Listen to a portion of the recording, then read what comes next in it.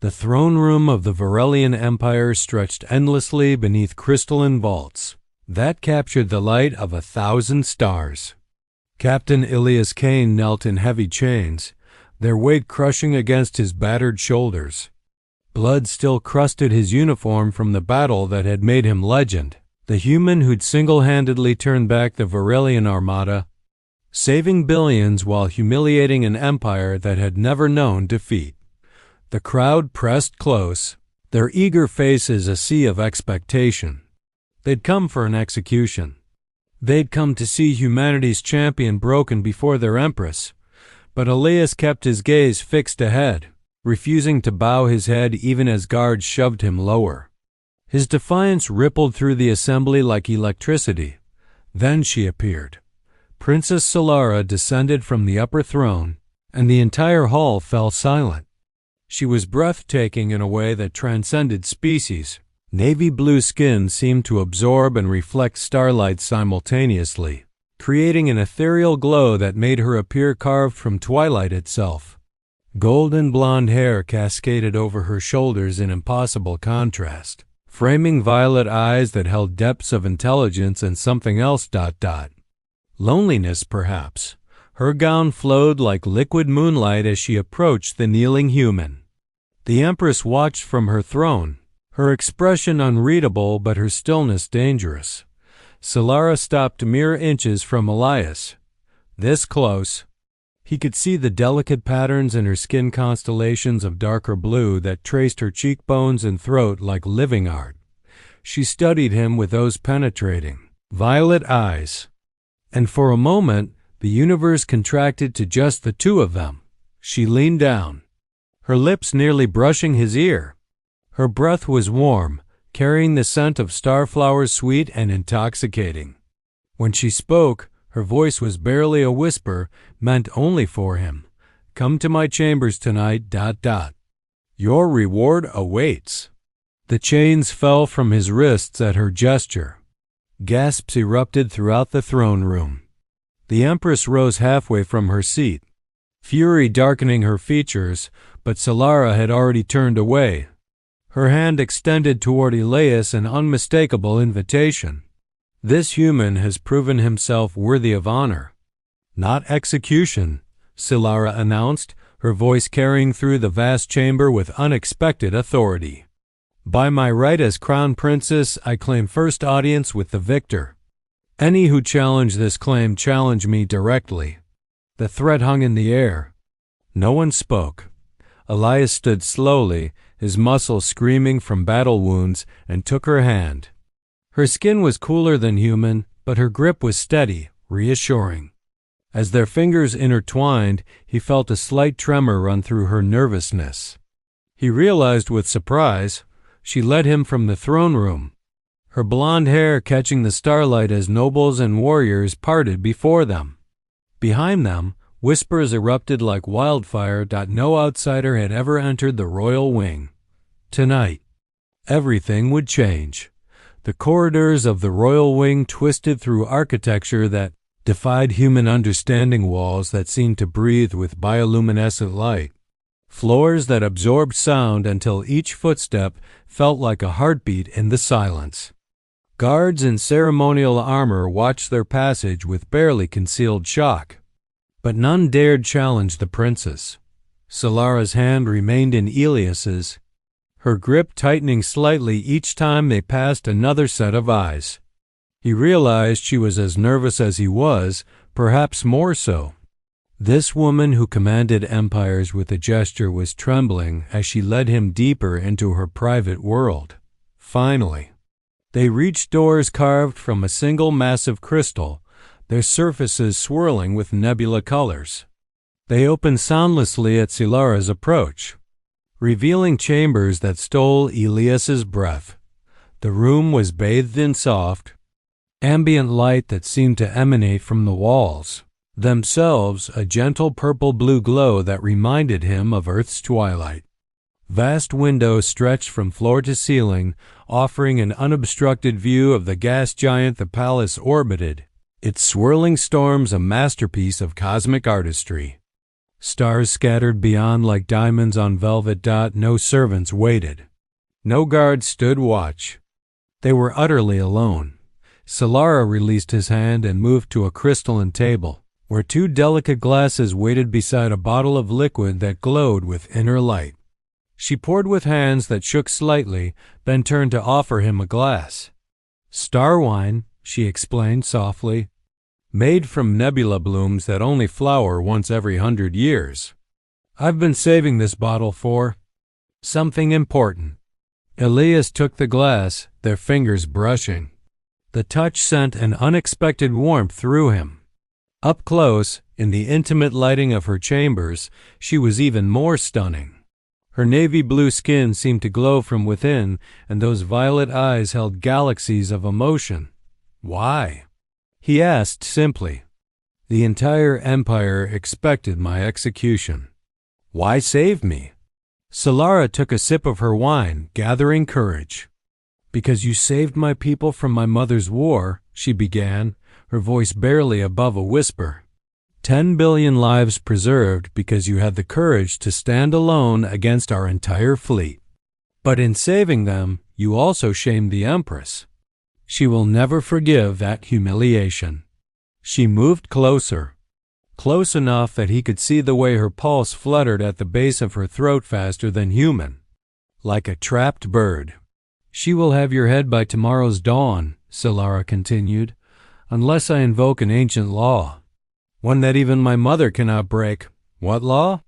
Solara set down her glass with trembling hands. She looked up at him, vulnerability naked in her expression. "The consort's protection.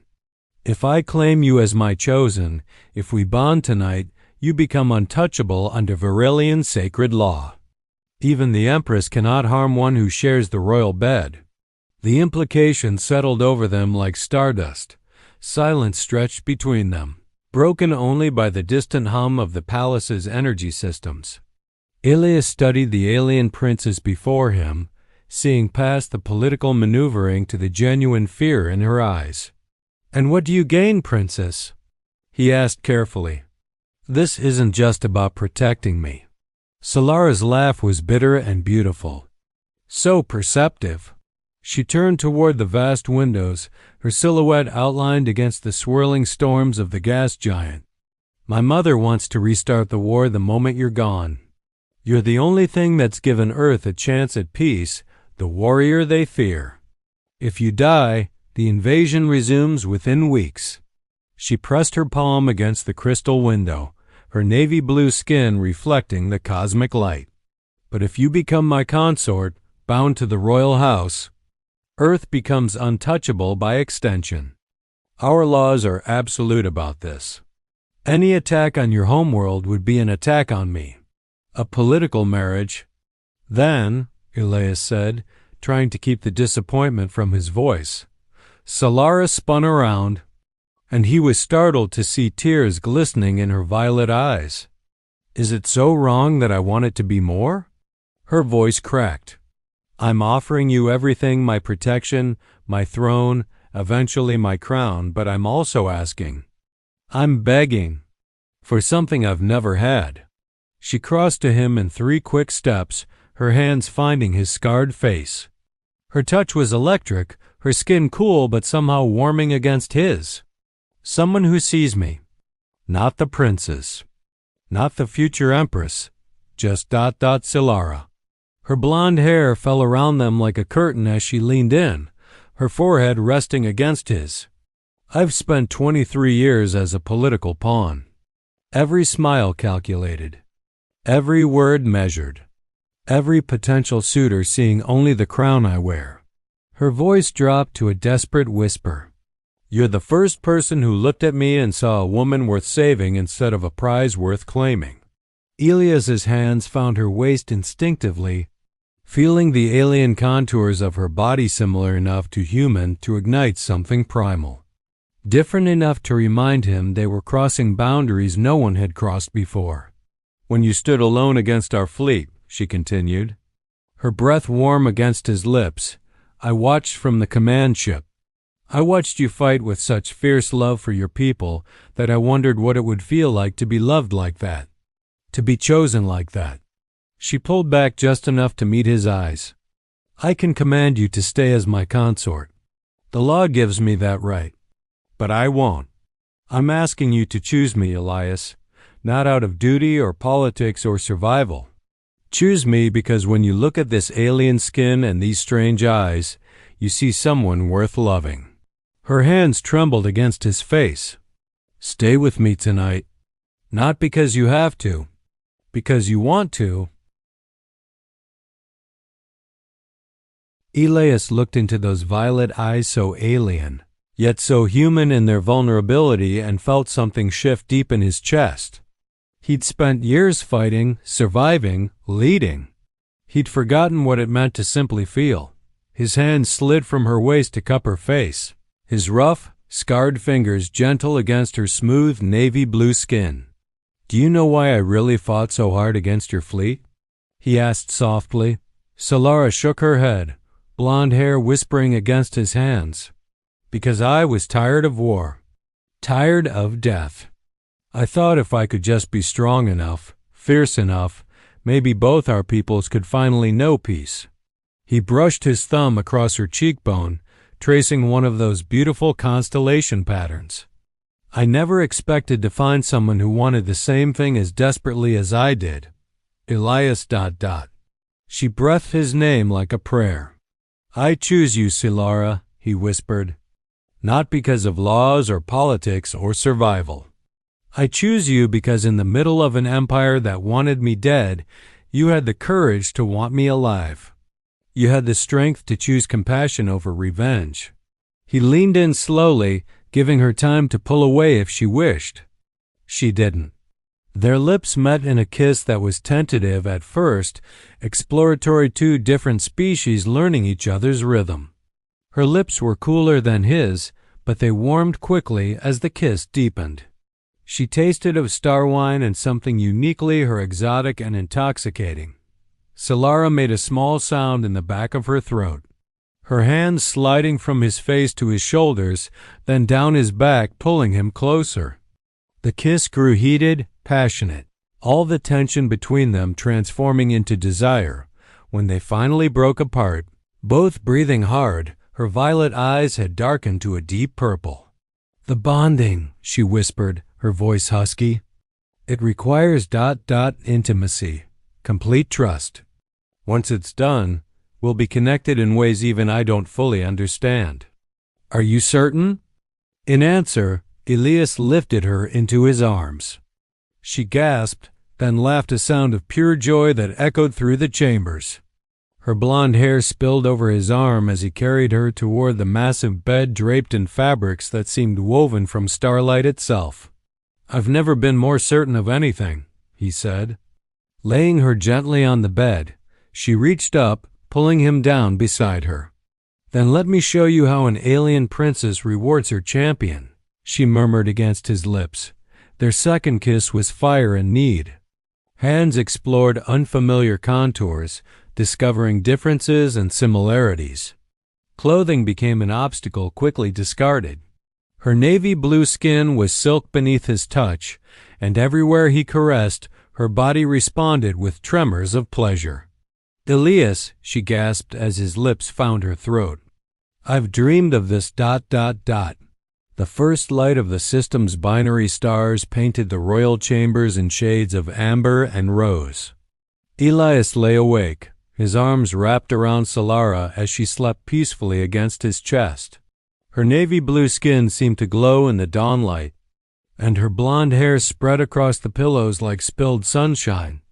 The bonding had been beyond anything he could have imagined, intense and tender, passionate and profound. He could still feel the echo of her presence in his mind, a connection that transcended physical touch. They were linked now in ways both ancient and eternal. Solara stirred, those violet eyes opening slowly. When she saw him watching her, a smile of such pure contentment crossed her face that it made his heart ache. "Good morning, my consort," she whispered, tracing patterns on his chest with elegant fingers. "Good morning, "My princess," he replied, pressing a kiss to her forehead.